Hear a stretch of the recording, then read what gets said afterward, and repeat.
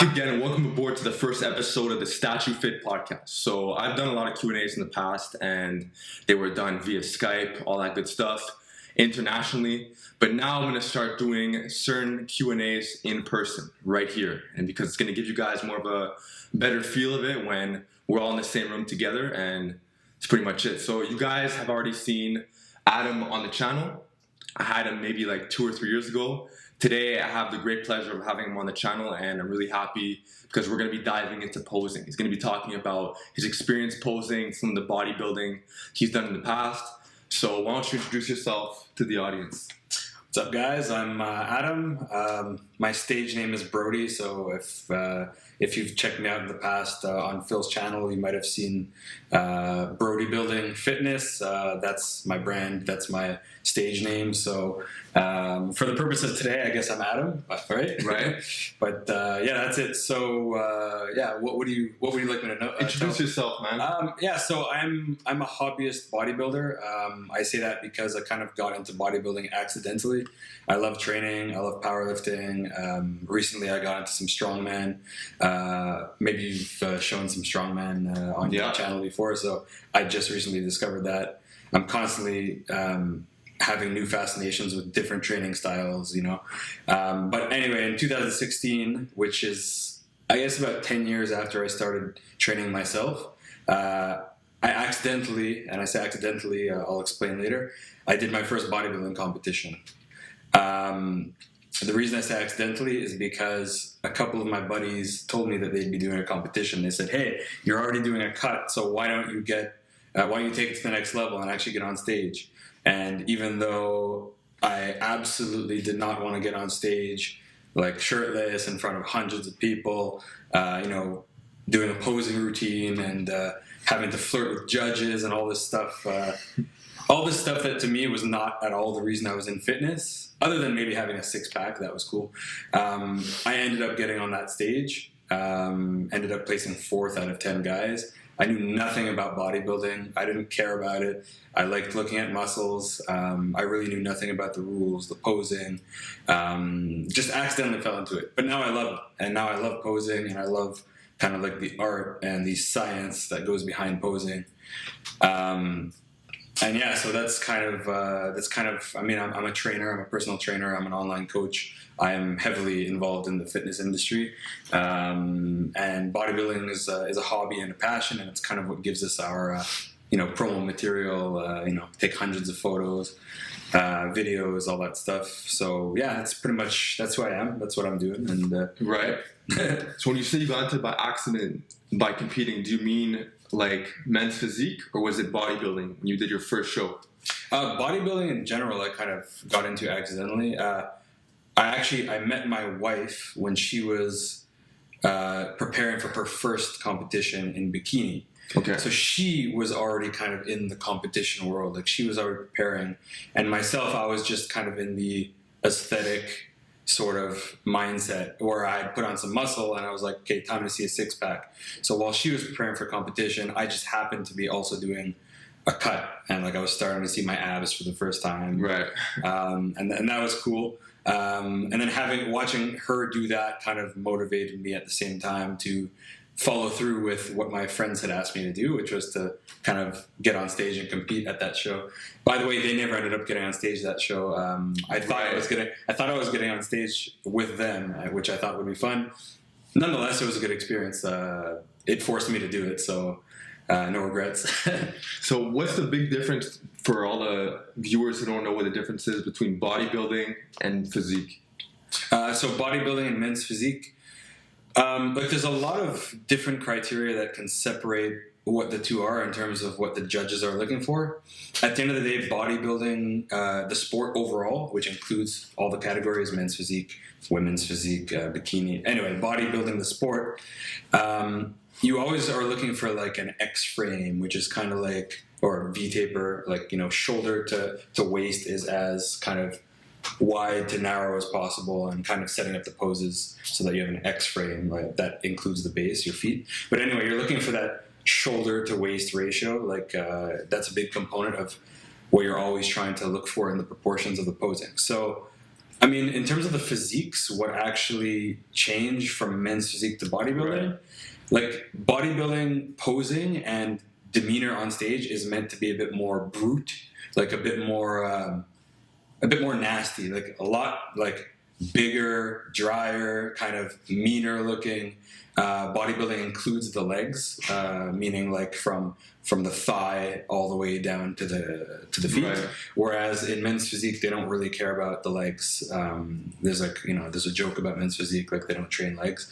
Not true, but just to say the quads and the hamstrings are covered. The judges don't really care about what's happening. Of course, if you look at like a complete stick in your lower body and you're massive on top, they don't want to see that either. They want like a flowing body. Men's physique is kind of more like what you would think of as like the beach body look. Beach, right. Pretty boy, kind of clean look. Yes, in like high levels, like you will have dry, hard, dense looking men's physiques. But the point of men's physique is really for that like flowing beach body sort of look. Whereas in bodybuilding, you really want to look like the nastiest, the meanest, like a freak. Exactly. Yeah. So bodybuilding actually, at the end of the day, it is kind of a freak show. You want to see those nasty, hard, veiny bodies, dehydrated, skin tight, all that stuff. So would you say the body fat is really body fat's a big factor in there? So like you're at, let's say, obviously not the elite level, but let's say you go to your average men's physique competition. Are these guys shredded, or are they like sub 10%? Or are they like 10 to 12? Yeah, like they should be, and like definitely sub 10%. And I guess at the end of the day, the coach will kind of decide how far to go with like how dry, how lean. Usually at the higher levels, for sure, like everyone, like men's physiques are a lot harder and drier than like just your amateur level, just because at that level you don't go on stage with like a soft look. Doesn't matter which category it is. Right. But like in terms of skin dryness and like full bulging hard muscle, like bodybuilders are what you're looking toward to see that type of stuff.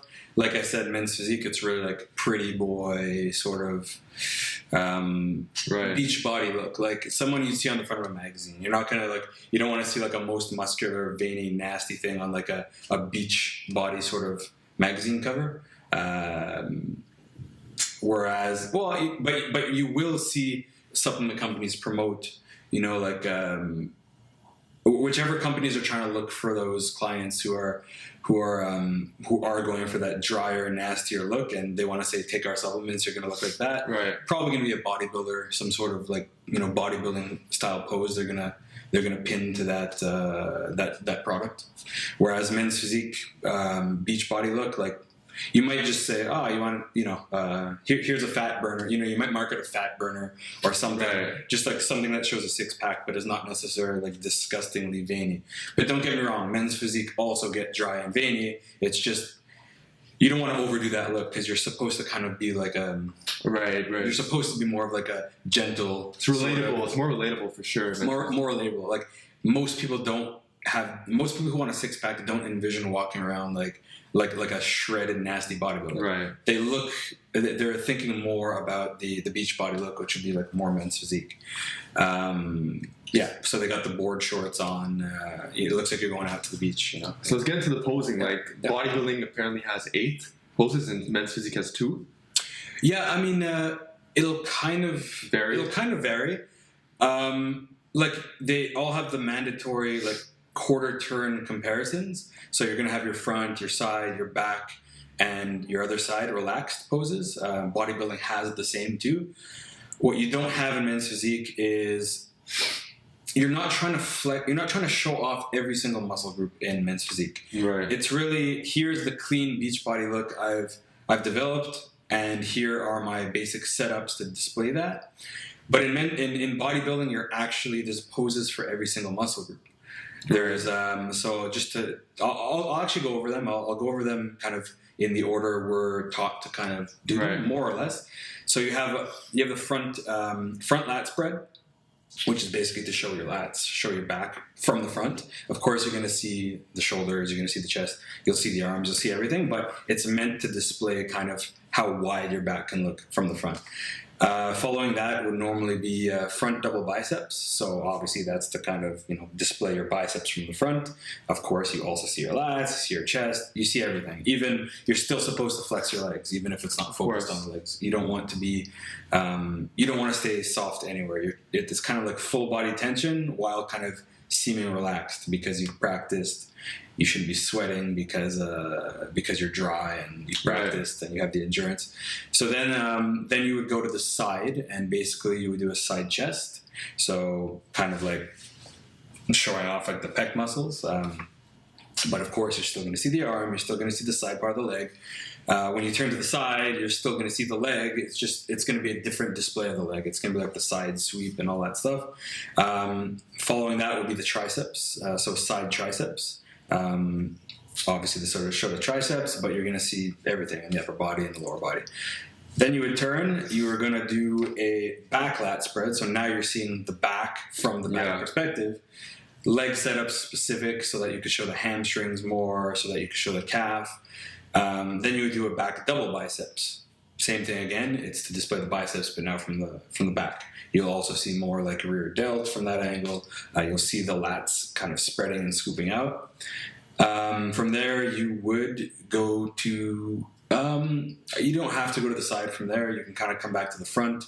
You do an ab and thigh. Basically, you place your hands behind your head, kind of trying to spread the lats, crunch down the abs. It's mainly to display the abs and the quad because you're going to flex the quad. So ab and thigh from the front. And then you usually have a most muscular, which is you could choose one of many. It all depends what suits your physique, but they have the crab. They have I don't even know the names of all the most musculars, but some of them are to show more forearm. Some of them are to there's tricks. Some of the most musculars will hide your abdomen a bit more if you want to try and like hide weak spots. Let's say someone has a very boxy waist, so instead of looking like a V, they look like a straight on box. Well, you might angle your body in specific ways or position like your arms in a specific way to kind of block the midsection so you don't see the blocky waist. Yeah. So different types of tricks, but those are the main bodybuilding poses. The relaxed poses or the comparison poses, they're just kind of from the front you're relaxed, from the side you're relaxed, from the back you're relaxed, and the other side you're relaxed, but you're not really displaying any one muscle group in those poses. So those are the main differences. Men's Physique, they have their own unique poses too. Okay. But they don't, again, it's like side pose, front pose. They don't really have, it's not like lat spread or something. It's kind of just, again, a display of a beach body. So maybe they have specific names. I don't think so. Just they're pretty much like turn to the front, turn to the side, and there's just the basic ones. Just like in other categories, like the women's categories, same thing, bikini figure. It's kind of like front, sides, a couple specific poses to display additional elements, but they don't have specific names. Like you're not right. When you come to women's physique, you're kind of in the bodybuilding, men's bodybuilding posing realm. You are doing side chest, side tricep, front lat spread, back lat spread, all that stuff. But yeah, men's physique and bodybuilding, that's pretty much the main differences. Nice. Yeah, hope that covered most of it anyway. 100%. Yeah. So as far as like the posing on your end, like a lot of people, I'm sure they think like, okay, they have a great physique, their diet's pretty dialed in, but they don't know anything about posing. And they think they can just walk on stage and just like dominate the podium, Like how did you improve your posing? And also, how important is posing really? Yeah, I mean, good point. Like, that's such a classic thing we hear. Like, someone does all the work in the gym, all the work in the kitchen, all the cardio. Like, they're shredded. They have an amazing physique, but then they kind of go on stage and just botch their physique by, like, posing small. Or I'm a small guy, so from the beginning, in order to not look small on stage, I have to use my illusions. And there's like a bunch of ways you can do that. But one of the biggest things is like, I always have to make sure my spine is tall. Because if I lose 1 inch, like I'm just going to look that much smaller compared to the other guys. Right. There's a lot of factors to that. Like if I crunch in my chest too much instead of standing wide, I'm going to look much more narrow. So how did I improve my posing? Well, actually it's funny because my first competition, the men's physique posing, as I said, I didn't really know much about bodybuilding, so I kind of just listened to my coach. I didn't do any additional research. I didn't do anything. I did practice, but I didn't really know too much. I kind of went in blind, which was better for me in that state, so that I wasn't too nervous on stage, let's say. Kind of went in and just said, we're just going to go for it. I more or less knew the poses, but I didn't really understand the illusion component of it. For example, like I would always practice to a mirror that was like I'm on the floor and the mirror is like right in front of me, but and on the same level as me. But when you're on the bodybuilding stage, the judges are below you. Like you're on a stage, right. They're below you, so that changes everything. So if you're standing straight on and you're trying to display your back to the judges, but you're doing it the way you would practice to a mirror that looked proper. Like let's say you were filming yourself. It's not the same. It's not the same. You would realize you have to aim your back slightly down. Like you have to actually do a back extension in order to aim yourself slightly more toward the judges. That doesn't change anything in terms of how much you should spread, for example, but it does show that you have to actually be conscious of where is the focus point. It's the judge's eyes, and basically... Right, it's not the guy in the back of the... No, exactly. And it's not the person who's on the same level as you. It's not the person who's standing on the same level floor as you. It's really the people below you. And I guess because there's more poses in bodybuilding, it's even more crucial there to understand the positioning, but it's just as important in any category. So the way I improved my posing, because my posing was not great. I had a decent physique for my first competition. Like my chest tends to stand out, so like people were commenting on my chest like after that show, but I really didn't know how to pose. So like I for sure could have done better at that show probably. If I mean 4th out of 10, I wasn't complaining anyway. But just to say, how do I get better? How did I get better at posing? Specific eyes that you trust. For me, that was like various coaches. That was my wife. Basically just like practice, actually understanding the angles and actually understanding how to like hook your thumbs into your lower back in order to spread your scapulas properly, like that type of thing. Like it's more of a by feel. Like I was too distracted by the mirror initially, just like, okay, like let's try to set it up like that, and not focusing enough on the feeling of like spreading your lats or keeping your spine taller. It was just all stuff I was kind of mimicking visually, but didn't really understand what I was supposed to feel. And one of the best things I can actually say helped improve posing, especially when it comes to transitions, if you actually think of each individual pose as a specific exercise, it can help. Or transition. For example, like when you're doing the back double bicep, you basically go up into the air, you punch it down, which can kind of resemble like a lat pull down. So now you're like flexing your lats, and then you're opening up into the front double bicep, for example. So like a face pull or like... Yeah, exactly. Yeah, face pull. Yeah, exactly. So basically... face pull, and basically when you're same pose, when you're doing the back double bicep, you're going more into external rotation, so you're taking external rotation of the shoulder. So when you actually like associate each pose, each transition with an exercise, it might help you feel the muscles a bit better. Carries over. Exactly, yeah. And honestly, that's something I just became aware of in the last couple of years, and now this is like, let's say, my 6th year in competition. Like since 2016 was my first year competing. I just in the last couple of years I started thinking about exercises that I'm doing in the gym applied to posing.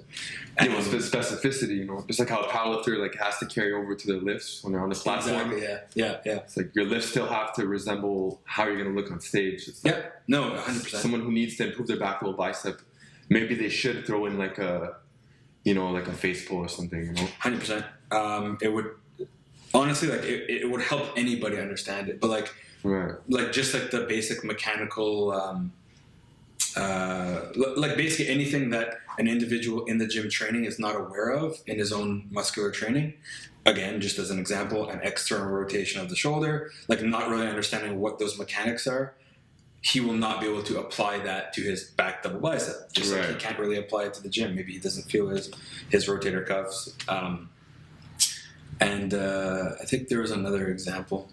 But anyway, like a most muscular, just one more example, most muscular in the crab pose, I've been told, think of it like you're doing a cable crossover with that. Right. So now you're like getting the chest shelf engaged, got the shoulders engaged, the traps are popping out. And that was like night and day for understanding what the pose was. Yeah. Not one of my best poses, side note, but just because I need a bit more roundness on the outer frame. But that's why you choose your poses, the ones that like accentuate that. That's a big thing too. You try to avoid the poses that bring out your weak spots, and you actually try to hide your weak spots. And you really try, especially in a posing routine, like your 1 minute posing routine to a song, you want to use the poses that best bring out your strengths. That's something you can do in bodybuilding. No one's telling you have to do that pose except for the mandatories, the comparisons. When it comes to your 1 minute routine, it's totally up to you which poses to choose. No one else. The judges don't tell you what to do. It's interesting, man. Yeah. Because it's like, even if someone's not competing on stage, like I don't compete myself, but I'm just, I run my channel and stuff like that. Even someone like me, it wouldn't hurt me to know posing either, Not at all. Time's going to go by anyways. And like, 1 year from now, it's like, imagine I could just have these poses under my belt. It would help. Or not even just me, like any influencer watching, anybody who's, whatever the case is, you just want to showcase your physique a little bit better. There's nothing wrong with knowing these poses. It's just like it's gonna make you look better in your photos, better in your videos, sharper marketing. So it doesn't only have to be solely for people who want to go on stage. Like you'd also just be an average Joe recreational lifter and just know all these poses. It's pretty cool too, Yeah, no, you're totally right. And just like to flip it, I think anybody learning to pose, anybody who trains in the gym, learning to pose, it'll actually enhance their ability to connect with each individual muscle. Because I mean, what is bodybuilding? Like you look at a bodybuilder, and if his posing is down, if he can fire that muscle on command or that muscle on command, right. What is that? It's mind muscle connection, it's control, it's full body awareness. So as much as it's kind of looked like as like a meathead sport, kind of like what goes into that, like they're just a walking bag of meat. There's a lot of like detail that goes into it, and there's a lot skills. And it's a skill to feel your muscles. That's a skill too. But honestly, even like working with clients, like working with people I train who have difficulty feeling their muscles, I would say they can 2,000% benefit from just understanding how to pose.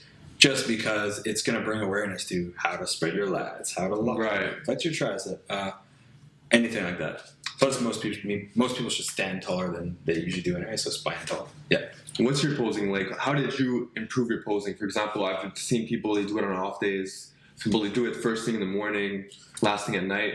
Some people do it after their training. Let's say they just did like a push day. Yeah. They're gonna flex all the push muscles. So I would say it periodically changes. Like the practice of posing throughout a year, it'll change depending. Are you in off season? Are you in prep? Are you? I'll explain what I mean in a sec. But basically, like the way I used to practice posing versus now how practicing posing. Now how I practice posing. Basically, definitely year round I'm posing. Whereas in 2016 it was like just for the competition that was right.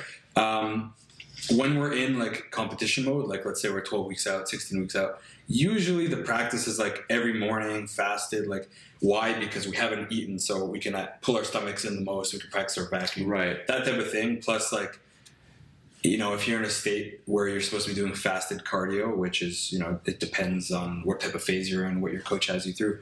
It might just be better to practice in the morning, but knowing that. The day of the show, you're probably not like, people, you're tired, you're underfed, there's different things happening in that last week. But in theory, you're tired, you're mentally tired, you're physically tired, excited for the show.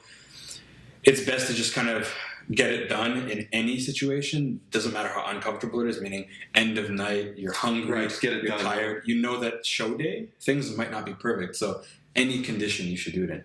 It's harder for me to pose in off season, even though it's even more important for me to pose in off season to make sure I don't lose mobility and like all this stuff. Like when you're building muscle, your body changes. So basically when I'm in off season, what do I feel generally? My stomach is more full because I'm eating more food. So like it's hard for me to suck in. It's funny, you're tired whether you're prepping or you're tired whether you're training your ass off in off season trying to build muscle and tired of like shoveling food down your mouth, So Yeah, it varies definitely. Leading up to competition, there's more nerves associated with posing badly. So, of course, every day try to do it, every day try to do it. Off season, I'm kind of a bit more loose with it, but I'm still posing almost every day. No specific timing. But like I said, in the morning, if I have not eaten, it's much easier to like suck in my gut. Like you don't want to have a protruding stomach on stage. So you have to practice vacuuming and holding your abdominal muscles just like any other muscle. So yeah, that's it. There's no specific timing. I just say the emptier you are, the easier it is to hold your stomach. Nice. Practice in any conditions, good or bad, because day of your show, you have no idea. You might be fried. You might be completely shot. Still perform well, but it's a mental thing at the end of the day, you know? So right. Got to do it just like you brush your teeth. Seems very, very like important for like the full package, you know? It's like, it's 2000%. How are you gonna have like this physique and it's like, you know, you have all the tools, but it's just a missing piece. It's just, yeah, you don't know how to showcase it. You have to present it. Exactly. That's it. Yeah. And I see very often, like, I mean, you might see some awkward posing. Like I've seen what I would call like awkward posing by like some top level athletes, let's say. Like you watch the Olympia, a couple guys jump out at you as like, hey, why is he posing like that? It looks kind of weird. It doesn't mean they didn't practice. It just means maybe it's their perception or it's their coach. Like they think that's the best showcase. And in some cases, you will see guys like sweating their ass off, which kind of indicates maybe they didn't dial in properly, like they're not dry enough, or maybe they didn't practice posing enough because they were just relying on their physique. So it happens that like I've seen some amazing posers at the amateur level. Like the last show I went to was quite a while ago, but I did see like some phenomenal posers. And then you see those guys with amazing physiques but didn't really work on the posing. I don't know if it's their fault or if it's their coach who didn't really guide them. It's not always the prep coach that is like taking care of the posing either. So it's kind of on the onus of the athlete to understand like to what degree the coach is helping them with their posing and to what degree they should go and seek help from other, you know, posing coaches or something like that. Usually a team behind like a competitor. It's not usually just like one person, but yeah, it's nice, man. Yeah, really appreciate you taking the time, man. It's all good. The podcast. Yeah, everybody, man, go follow Adam if you guys want some tips on posing, all that good stuff. Put the link in the bio. Thanks for tuning in. And any last words?